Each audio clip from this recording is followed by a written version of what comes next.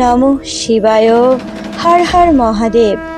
বন্ধুরা, আজকের পর্বে আলোচনা করতে চলেছি একটি অত্যন্ত গুরুত্বপূর্ণ মন্ত্র নিয়ে, যে মন্ত্রের রচয়িতা স্বয়ং মহাদেব। এই মন্ত্র জপ করেই রাবণ হয়ে উঠেছিলেন মহাবলশালী।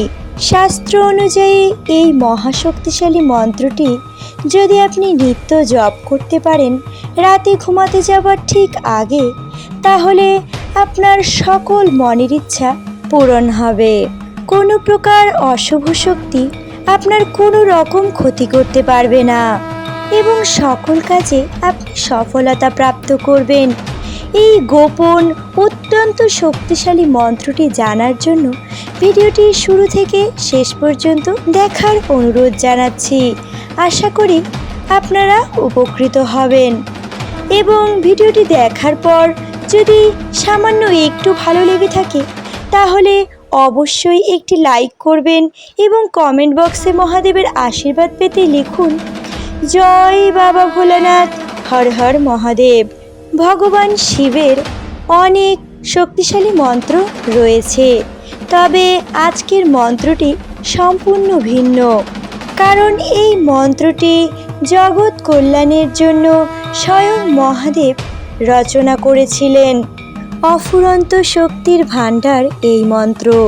কোনো ভক্ত শুদ্ধ মনে ভক্তির সহিত এই মন্ত্রটি 3 বার জপ করে নিত্য ঘুমাতে গেলে সেই ভক্ত অপার শক্তি লাভ করবেন। বলা হয়ে থাকে এই শক্তিশালী মন্ত্রের বলেই রাবণ সর্বত্র বিজয়ী হওয়ার বরদান লাভ করেছিলেন মহাদেবের থেকে এবং এই শক্তিশালী মন্ত্রর ফলেই তিনি নবগ্রহকে আটক করে রেখেছিলেন। তবে ভক্তগণ, এই মন্ত্রটি মহাদেব সৃষ্টি করেছিলেন সৃষ্টির কল্যাণের জন্য। অত্যন্ত শক্তিশালী এই মন্ত্রটি, তাই এই মন্ত্রটি আপনারা জগতের কল্যাণের জন্যই ব্যবহার করবেন। কোনো ব্যক্তির ক্ষতির উদ্দেশ্যে এই মন্ত্রটি একেবারেই ব্যবহার করা যাবে না। এবার বলছি বন্ধুরা, এই মন্ত্রটি জপ করার সঠিক নিয়ম। প্রতিটি মন্ত্র জপের নির্দিষ্ট নিয়ম থাকে এবং সেই সঠিক নিয়মে মন্ত্র জপ করা অত্যন্ত আবশ্যক। এই মন্ত্রটি জপের সঠিক সময় রাতে ঘুমাতে যাওয়ার ঠিক আগে। ঘুমাতে যাওয়ার আগে হাত পা মুখ ভালো করে ধুয়ে শুদ্ধ বস্ত্র পরিধান করে ঠাকুর ঘরে যেখানে মহাদেবের মূর্তি বা ছবি রয়েছে সেইখানে একটি আসন পেতে এই মন্ত্রটি কমপক্ষে 3 বার জপ করে তারপর ভগবানকে ভক্তিযুক্ত মনে প্রণাম নিবেদন করে ঘুমাতে যান। মন্ত্র জপ চলাকালীন দিনগুলোতে স্নান সেরে মহাদেবকে 1 ঘটি জল এবং বেলপাতা অবশ্যই অর্পণ করুন এবং রুদ্রাক্ষের মালায় যদি এই শক্তিশালী মন্ত্রটি 1 মালা জপ করতে পারেন তাহলে তো খুবই ভালো।